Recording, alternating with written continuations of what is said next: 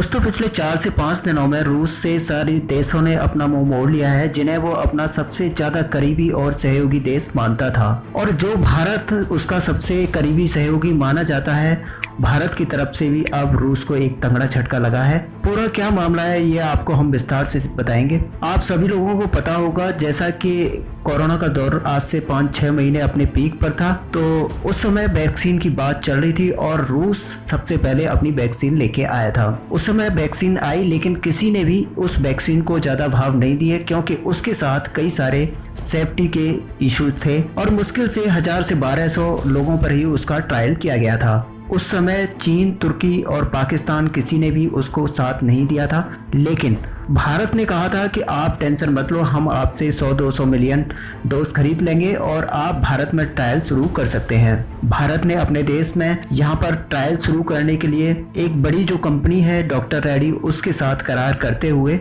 उसमें एक तरह से ट्रायल स्टार्ट करना शुरू कर दिया था। और दोस्तों रूस को वहां पर लगा था कि ठीक है, भारत के जरिए हम एक तरह से दुनिया को दिखाएंगे कि हमारी वैक्सीन कितनी कामयाब है और उसका एडवर्टाइजमेंट काफी अच्छे से हो जाएगा। लेकिन रूस ने सबसे बड़ी गलती वहां पर क्या की कि रूस चला गया भारत के बिकच्ची पार्टियों के पास, और वो हैं तुर्की, पाकिस्तान और चीन। और इन सभी देशों में अपनी वैक्सीन को इंडोर्स करना भी शुरू कर दिया था। और इसमें दोस्तों सबसे पहले तुर्की ने हाथ खड़े किए और उसने साफ कह दिया कि हम रूस से अपनी वैक्सीन नहीं खरीदेंगे। और उसके बाद रूस को सबसे ज्यादा उम्मीदें थी पाकिस्तान से। पाकिस्तान ने साफ इनकार कर दिया कि हम भी वैक्सीन नहीं खरीदेंगे, और अभी 2 दिन पहले ही उन्होंने चीन के साथ वैक्सीन खरीदने को लेकर करार किया है। और अब दोस्तों जो रूस का पहले से ही बाजार था भारत, अब भारत ने भी कहा है कि अब हम भी रूसी वैक्सीन को नहीं खरीदेंगे। और भारत ने अप्रूव किया है एस्ट्राजेनेका और ऑक्सफोर्ड वाली वैक्सीन। और इसके अलावा भारत अगर किसी तीसरी वैक्सीन का नाम लेता है तो भारत की वह खुद की बनी हुई वैक्सीन है जो कोवैक्स है, उसी का नंबर आता है। और भारत ने साफ कर दिया है कि अगर किसी भी वैक्सीन में 1% भी खतरा लगेगा तो भारत उसे अप्रूव नहीं करेगा।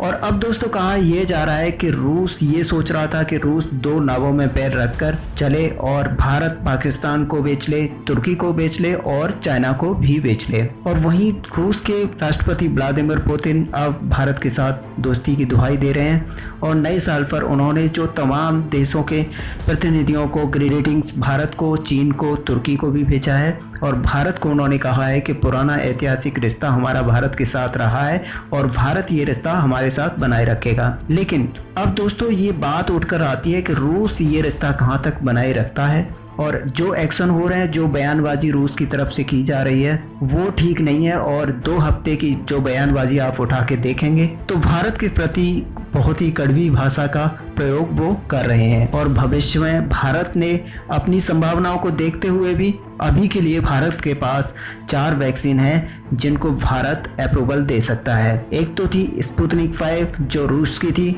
दूसरी मॉडर्ना की, और तीसरी फाइजर, और चौथी जो वैक्सीन है ऑक्सफोर्ड जेनेका की। भारत ने जो ऑक्सफोर्ड जेनेका की जो वैक्सीन है इसलिए चुनी थी क्योंकि उसको बनाने वाली कंपनी ही भारत की थी, सीरम इंस्टीट्यूट ऑफ इंडिया, और उसको अप्रूवल इसीलिए दिया गया था। दूसरी बात ये कि भारत को खुद की कोवैक्स तैयार हो रही है जो कि 100% भारत की है। और भारत का प्लान भी यह है कि भारत में सबको उसको लगाया जाएगा और एक्सपोर्ट भी किया जाएगा। अगर भारत रशियन वैक्सीन को यूज कर लेता और अपने यहाँ पर रशियन वैक्सीन को लगाता तो भारत अपनी मार्केट खो देता और कहीं भी वो एक्सपोर्ट अपनी वैक्सीन को नहीं कर पाता।